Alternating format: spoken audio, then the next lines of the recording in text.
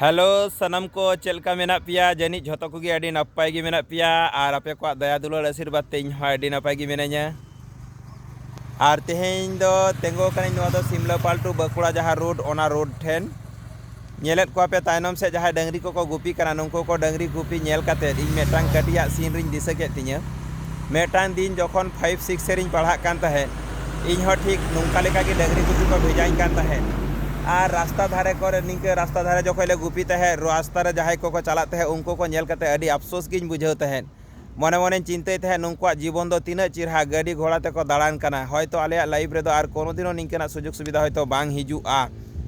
तो निया जायगा खन अडी अफसोस की बुझाव तहे जतो हड़ गिबन बाड़ाया सानाम चाकरी बाकरी सानाम कमी रे छुट्टी मेना डंगरी गुपी रे दो कोनो छुट्टी बनुआ तो उन बिदर रे उहर भावना तहे कानते चोट चांदो ठेनी नेहरत तहे जहाना बांग जहाना बेटा सुजुग सुविधा जाम लेनकान खूब गे बाले को और निश्चय चोट चांदोई आंजम ले होते तेहेñ मेटांग सुजुग सुविधा नाम काते तेहेñ दिनम हिलोग गी गाड़ी घोड़ा तीन दाड़ा दाड़ेया तो सानाम को गिñ मेता पिया आपे हो टारगेट दोहय पे और मने केटेज काते लगा तहन पे ठीक मेटांग दिन आपे हो किन्तु जितकरक गिये पे।